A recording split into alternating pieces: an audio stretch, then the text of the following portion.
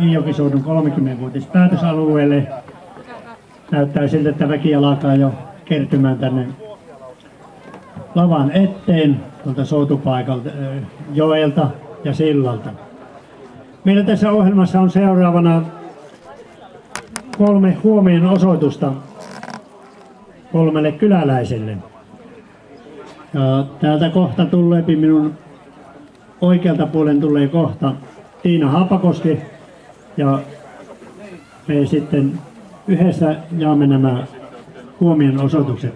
Nämähän on sellaisia vaan, että pyydän tulemaan seuraavia henkilöitä lavalle. Jos tämä ei kuulu sinne perille asti, niin sanokaa, jotka kuulette tämän. Jukka Vähkyrä, tuletko tänne lavalle?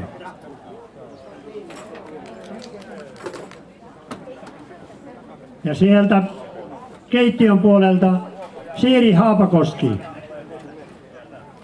Sanokaa Siirille viestiä, että tulee tänne. Ja seuraavana on Anja Kokko. Siiri ja Anja tänne lavalle. Ja niin kuin kaikki ymmärtävät, niin tämä huomionosoitus on varmaan siitä koko kyläseuran puolesta näille vannoutuneille mukana olijoille.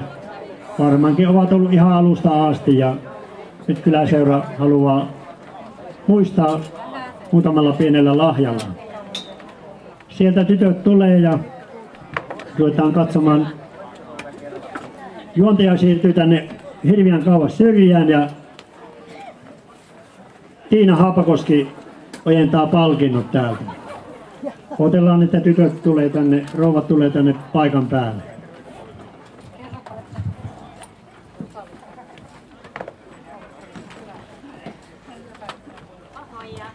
No niin, tässä ensimmäisenä Jukalle annetaan tämmönen puhemiehen nuija. Tulee Jukka näköiselle sinäkin Tiinan kanssa. Olisikohan kuvanottoa nyt jollakin? Odottakaa vähän aikaa, tuolla tulee pikku kuvaajia paikan päälle, niin se on puhemiehen nuija Jukka, joka on pitkään hoitanut tätä hommaa ja tämä on huomio-osoitus hänelle. Ja hallausten kanssa. Kyllä katteeksi käy. Katteeksi käy, mutta ei voi mitään.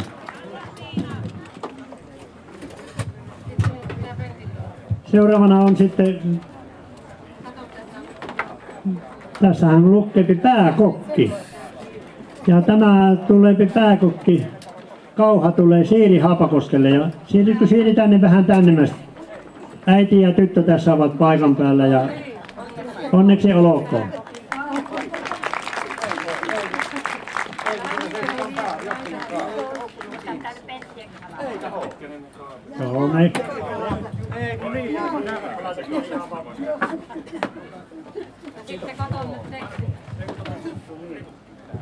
Ja seuraavana on Anja Kokolle tämä, tässä näkyy lukevat apukokki.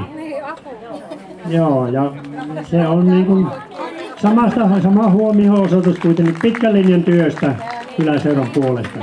Kiitoksia.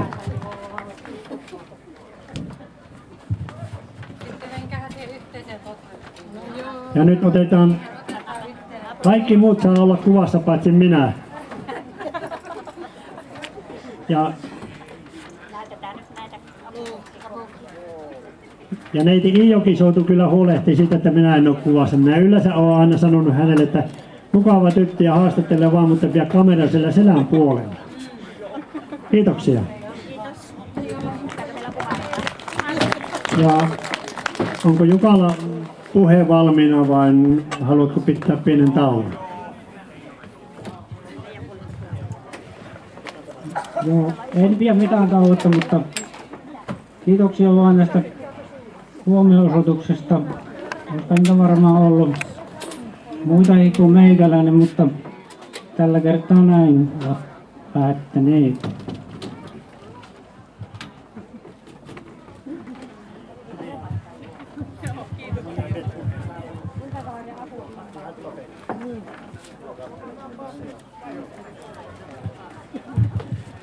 No niin, ja nyt sitten ohjelmassa seuraa. Tässä on nyt sama mies alttarilla ihan vähän aikaa. Ja Jukka Vähkylä, kyläseuran puheenjohtaja, on ollut jo monta vuotta ja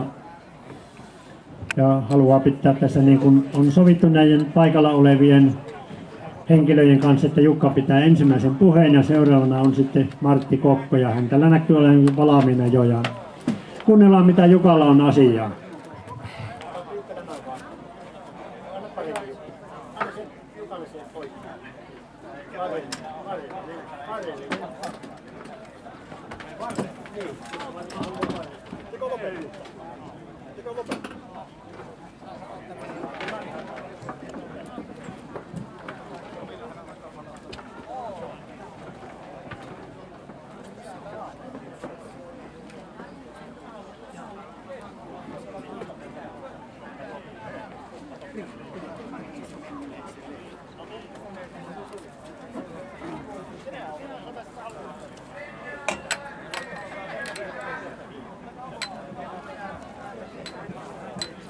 Arvoisat kuulijat ja läsnä olevat, vuosi on jälleen kulunut siitä, kun olimme viimeksi tällä samalla paikalla.